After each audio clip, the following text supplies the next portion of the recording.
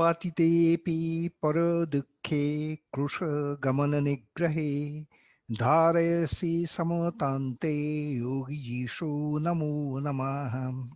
Question about this Christmas, there are many questions.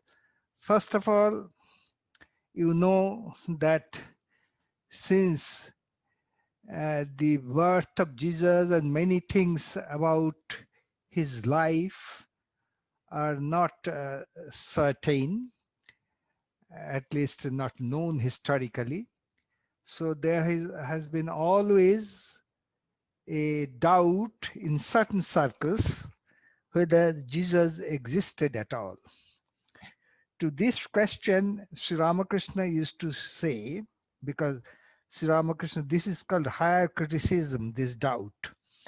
So Ramakrishna knew about this higher criticism, and because his disciples certain times posed this question to him, and his reply was as follows. He said that if this whole thing is fake, then how the teachings which I am giving are matching so well with the Jesus your teachings? That was one reply. Of course, another thing was that his encounter with Jesus, mystic encounter. Apart from that, there is another question that Christmas is celebrated on 25th of December, and this is on a very arbitrary foundation. Even the Christian era is wrong. Wrong means scholars know that Jesus was not born roughly 2020 years ago. There is a little mistake in the calculation. So because there was a man whose name was Denis Lepetit. He was a mathematician and astronomer. He decided that, you see, he wrote to the Pope that we should change the counting of the Christian era from the time of resurrection to his birth. You see, that was his, and he counted, in his counting there was some error, which is now known because King Herod passed 4 years ago, beginning of Christian era. And not only that, there was another mistake, because in those days, in the 6th century, I am talking about Denis Lepetit, the zero was not known to Europeans. Zero was in India, Shunya. Shunya or zero was in India. It was not known to Europeans. It has not come via the Arabs to Europe as yet. Many things, you see, was wrong in his calculation.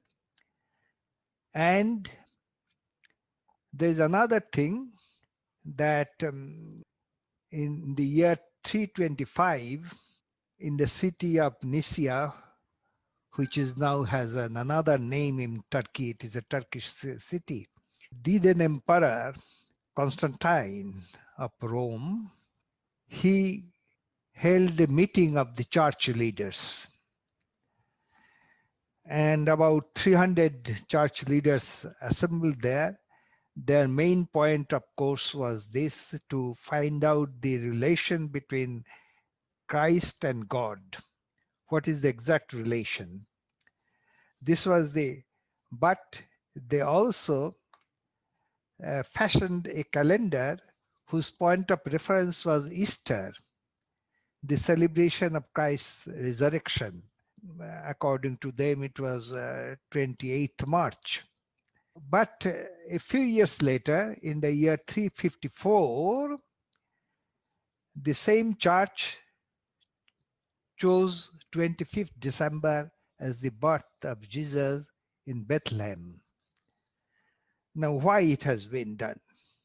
Because Towards the end of the 2nd century, Clement of Alexandria, he said that there are two most your prominent days. One is 6th January, another is 25th of December. This should be considered, these two dates. 6th January is still now considered by the Orthodox Church as the day of Nativity. And 25th of December is because there was this sun god Mithra. The tradition came from Persia. It is linked with the Indian Mithra, the sun god. And his birthday used to be celebrated in Rome also on 25th of December, after almost a week-long your celebration related to the solstice. Say people used to give your gifts, they used to decorate the house, etc., etc. So there's a strong tradition of celebrating this 25th of December. So just, you see, it is believed that the Christian church, to take the wind out of the sail of this Mithra religion, they did it, you see, because Mithra religion was spreading in Europe. Even in Switzerland, there is a Mithra temple.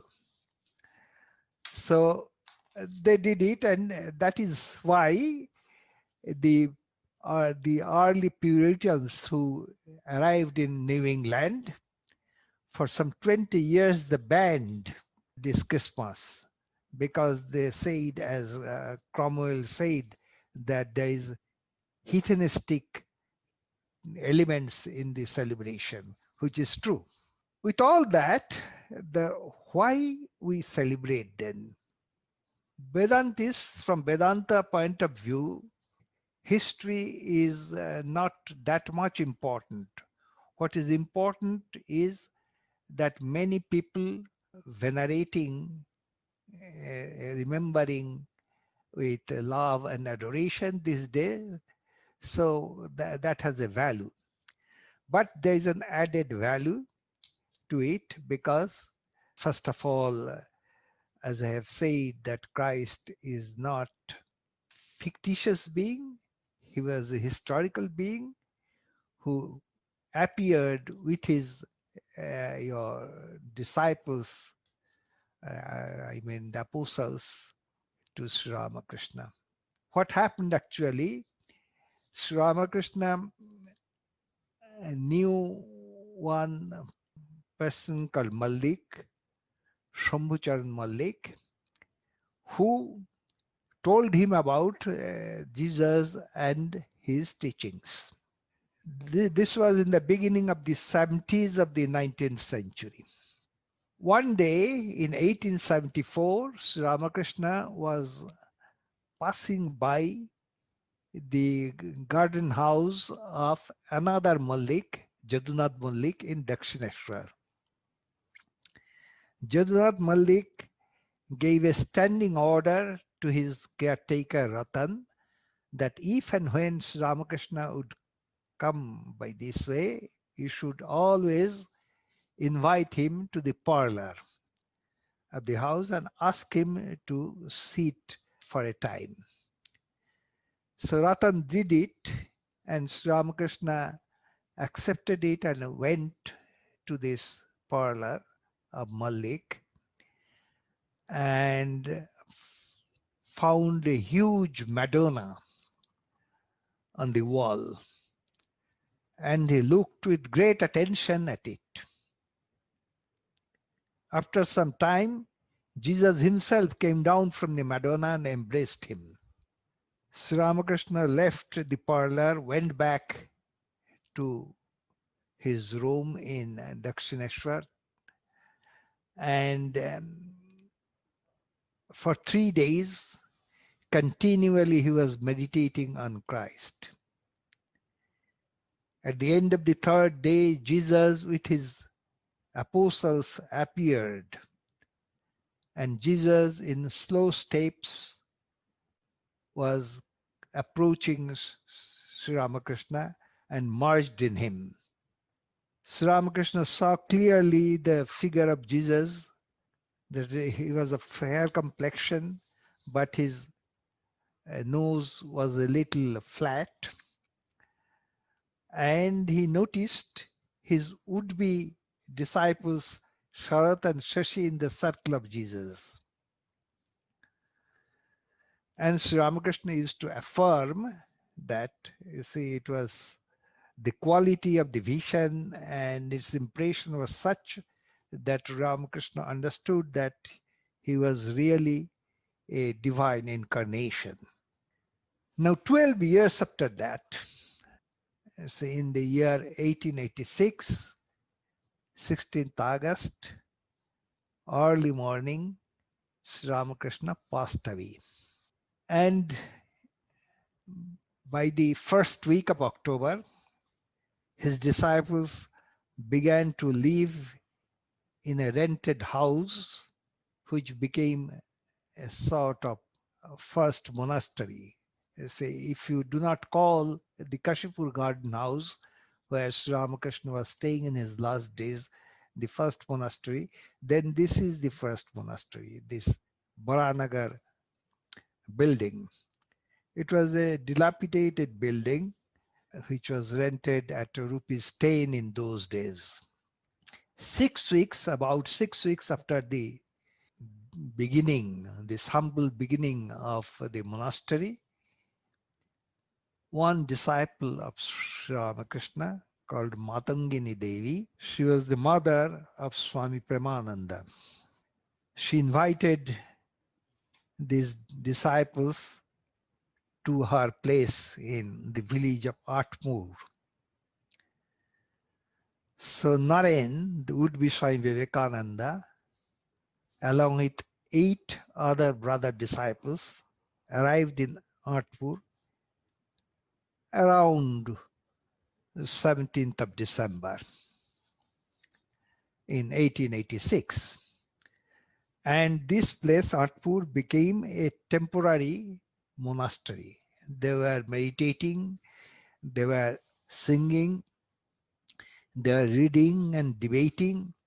You see? So the whole atmosphere was a monastic atmosphere, and Matangani Devi was looking after their food and other comforts.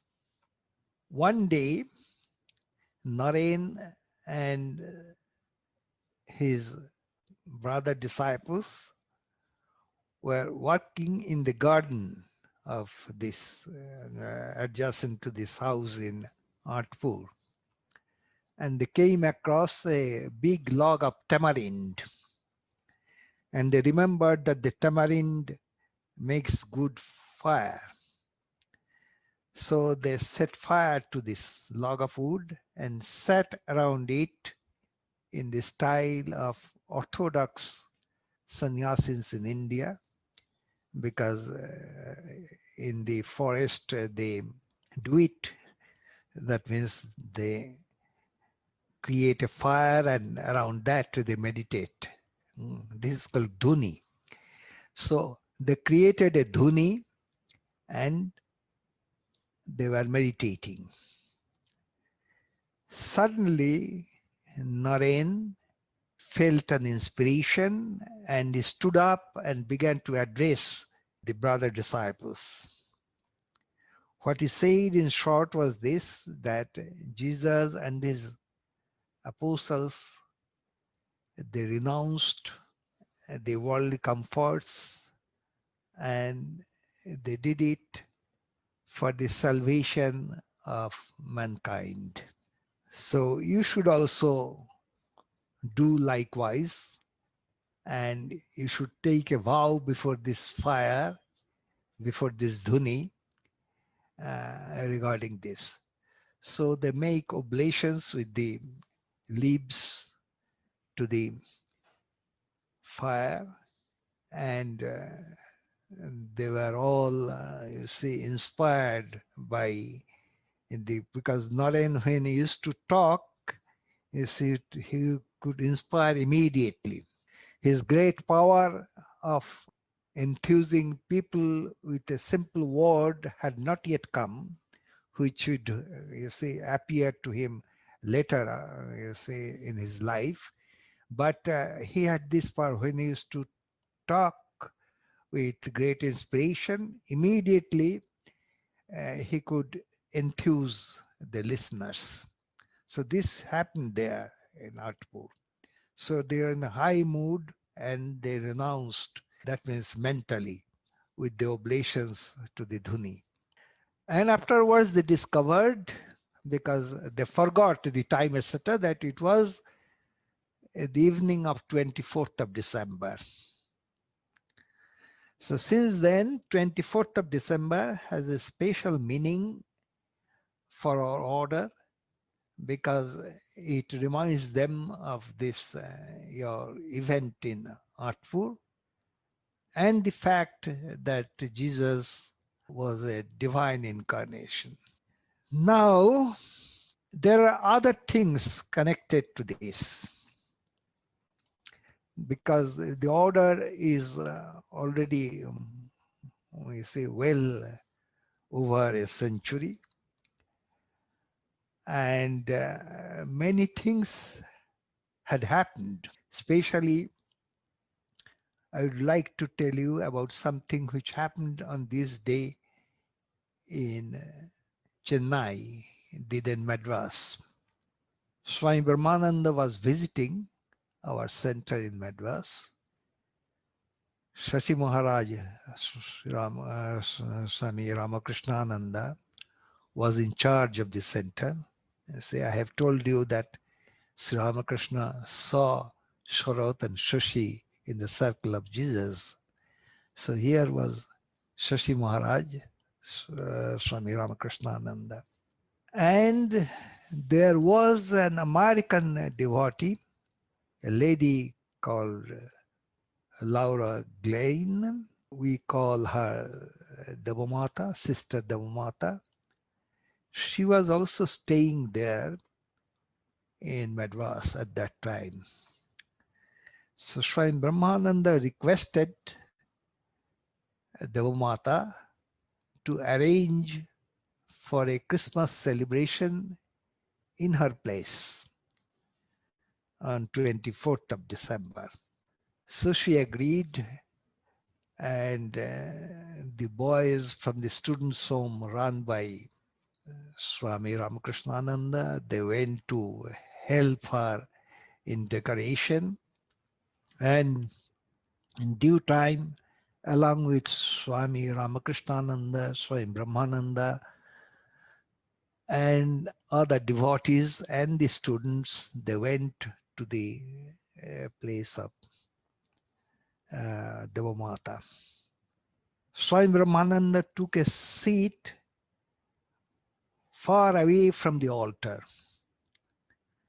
and Shashi Maharaj sat by his side. And at a point, Swami Brahmananda asked Devamata to read from the Bible. As Devamata was reading, she was sometimes looking also at Swami Brahmananda. She found that Swami Brahmananda was smiling and he was in another mood, an ecstatic mood. So when the celebration was over, you see, after the celebration, normally there is a feast, Christmas feast. So while taking food, Swami Brahmananda remarked to Devamata that I am very fortunate to have come to your place today. The sister said that I should consider myself fortunate because you have accepted my invitation. Then Swami Brahmananda said, sister, you do not understand. When you were reading the Bible, Jesus himself stood by the side of the altar and he was having a blue cloak and he talked with me. Since this happened here in your place, so I consider myself fortunate. So this is 1908. 12 years later, 1920, all our centers do this thing, that means the celebration of Christmas. So the Calcutta Students' Home in these days housed in a small rented place in Calcutta used to be run by Swami Vedanta, who was a disciple of Swami Brahmananda. So Swami Vedanta invited Swami Brahmananda to come to the students' home that day. Swami Brahmananda came. Of course, he himself drew up the list of the items for the feast. So it was a big feast, and he wrote down many items, and everything was prepared by Swami Nirvadananda. And Swami Brahmananda came with a group of your monastic members. So all were fed, and in the evening there was this Christmas celebration. Ramlal Dada, the nephew of Sri Ramakrishna, appeared there. And Swami Brahmananda said, pointing to Ramlal Dada, that he is Father Lavenjo. He will read from the Bible. So the reading from the Bible was done. And as soon as the reading finished, Swami Brahmananda rose up from his seat and began to dance in an ecstatic state. Swami Santashananda, who was a witness, he recollected this and told me that it was a wonderful sight. Swami Brahmananda dancing in an ecstatic mood. So this happened in 1920. We do not know whether he had a vision of Christ or not in a student's home. You see, these things, you say that all these anecdotes that bolster the whole tradition of this observance of Christmas in the Ramakrishna order. So it is a cutting across all these controversies regarding what they call the higher criticism, etc., etc. This is a thing which has to be noted, because when many people, they adore something, there is something is special created in the psychic universe. If you can partake of it, then it is your fortune, it is your luck. It is like a tidal wave, and you are taking, say, a benefit of it. So that is the reason, you see, why with ardor, with faith, with real adoration, Ramakrishna monks adore this day. Ramakrishna monks not only adore this day, they also adore certain great saints of Christianity. For example, Saint Francis of Assisi, who even Dante notes in his Paradiso, that here was born, he's talking about the place of Assisi, a saint whose wisdom can be found on the banks of the Ganges. That means he is like a oriental sage, because he is the only prominent saint of Christianity who has talked so much about God in nature, you see, which we find in India. You see, too much of this thing. You see, normally for an average Christian, or even for other members of the Abrahamic faiths, God is extracosmic. God is separate from his creation. God in the creation, this is, you see, this is this idea is there in Christianity, but only in a few saints we find it. So here was a prominent thing like that.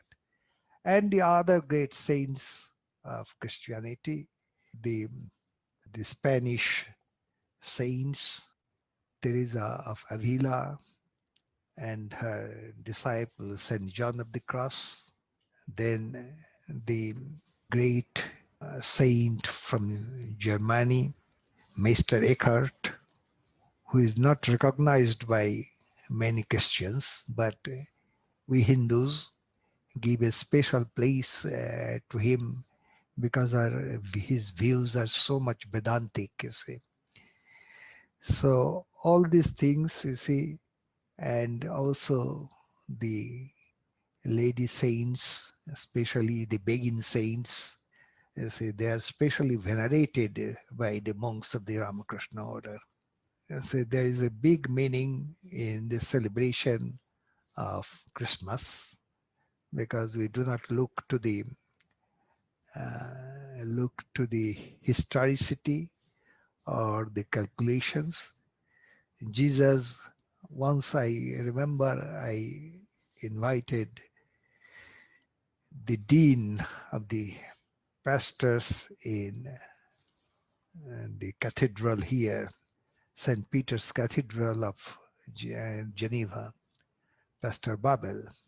He told me on the telephone, we do not know whether 25th of December is the birthday of Jesus, but we know that he was born.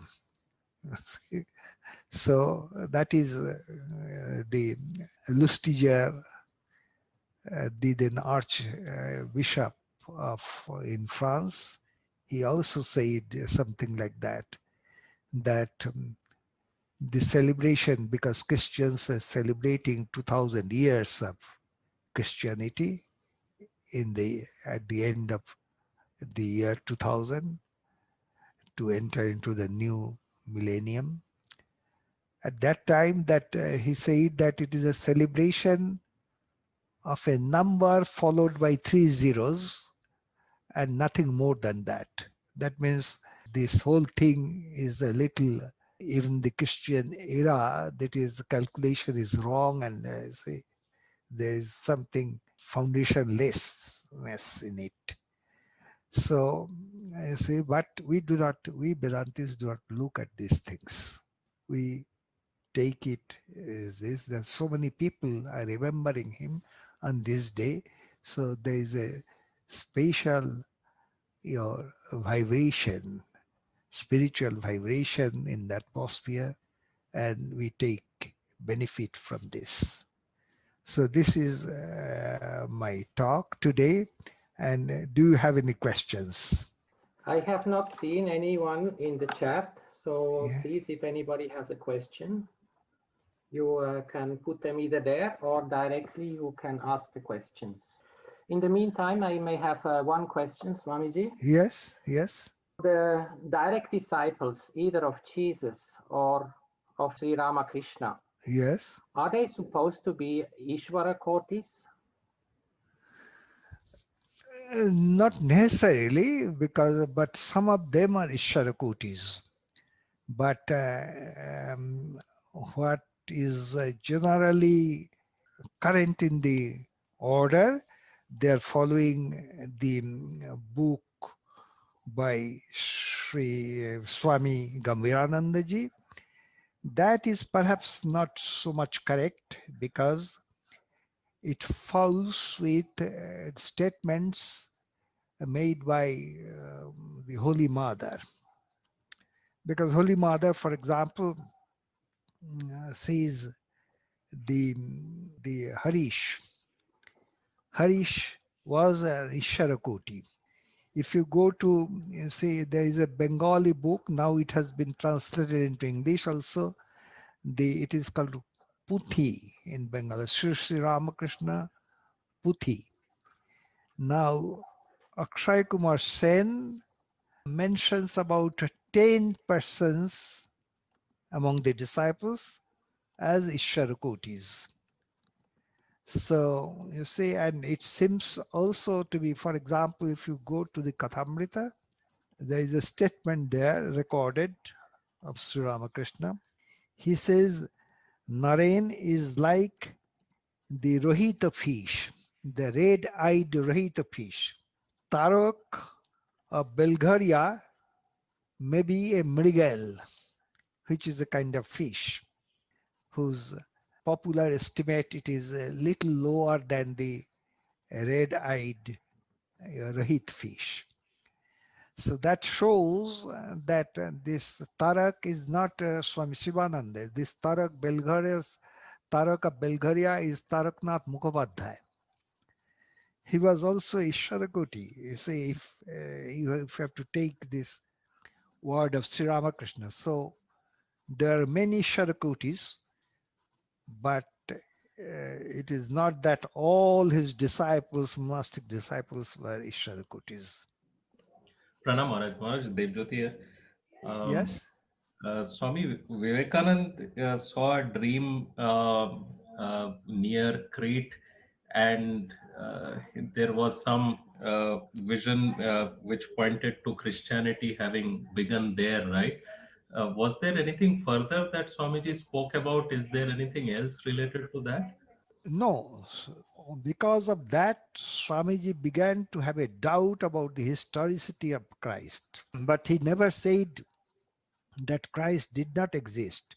He began to have a doubt because of this, because the man who came in the dream, he said that the name is Theraputta, and many of their things, if you dig that Crete island, you will find.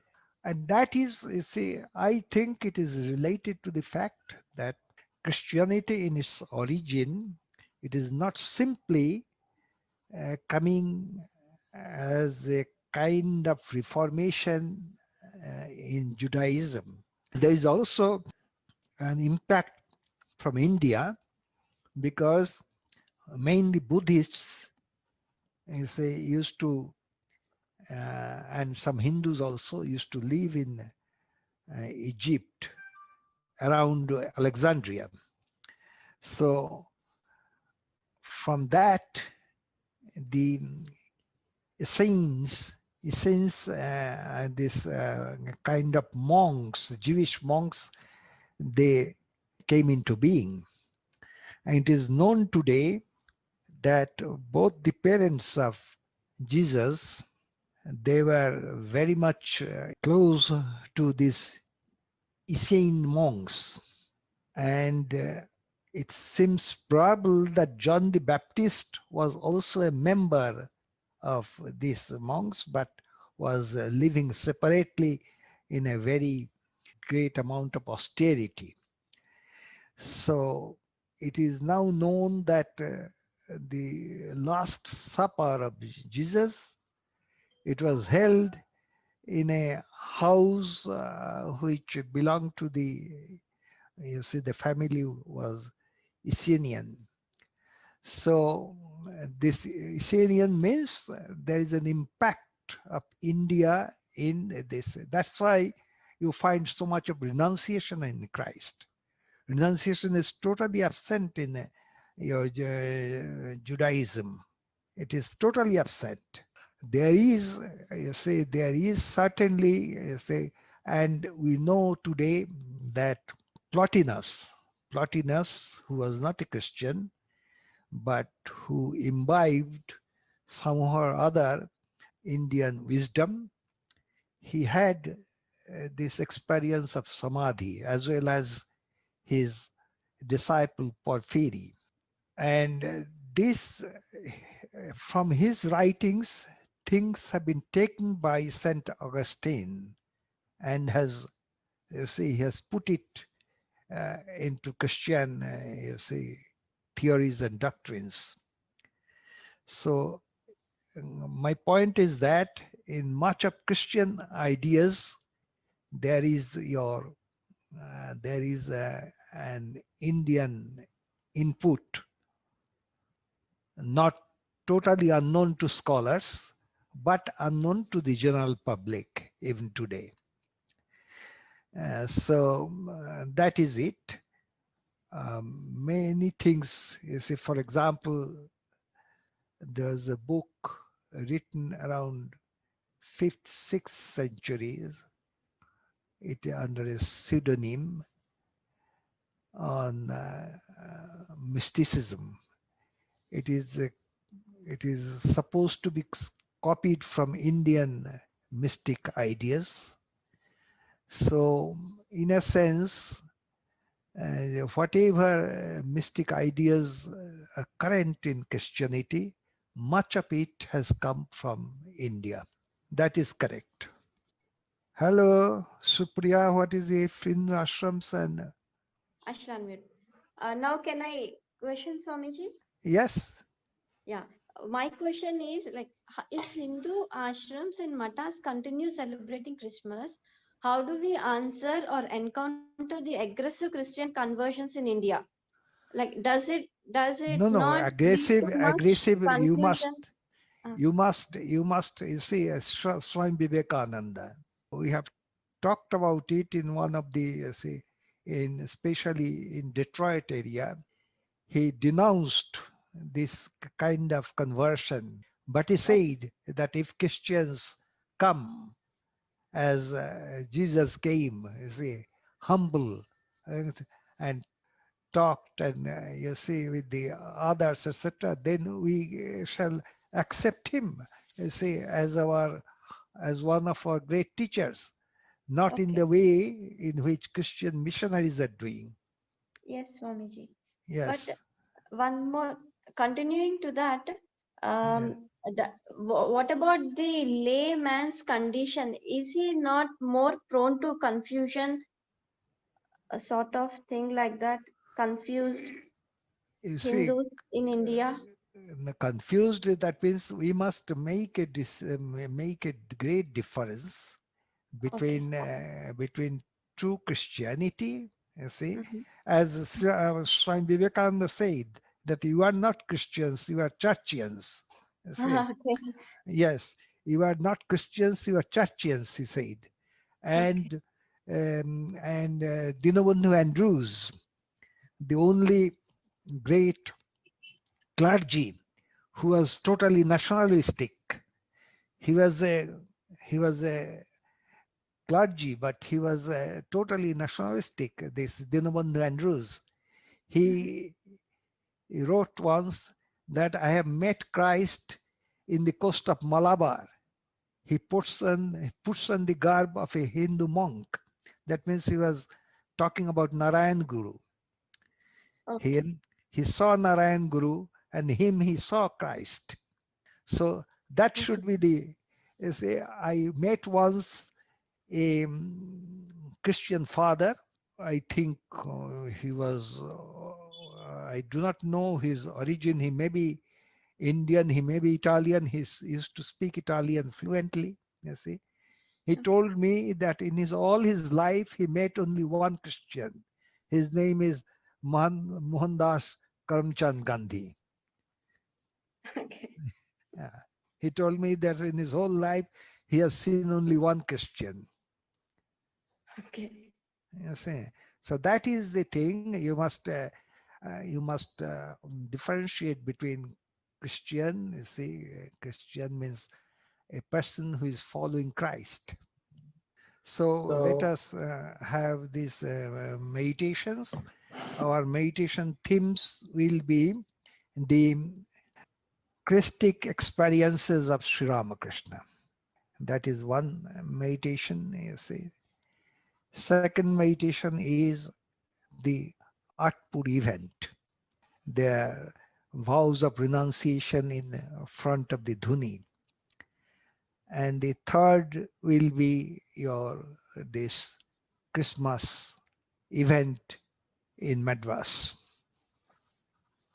Okay, let us begin.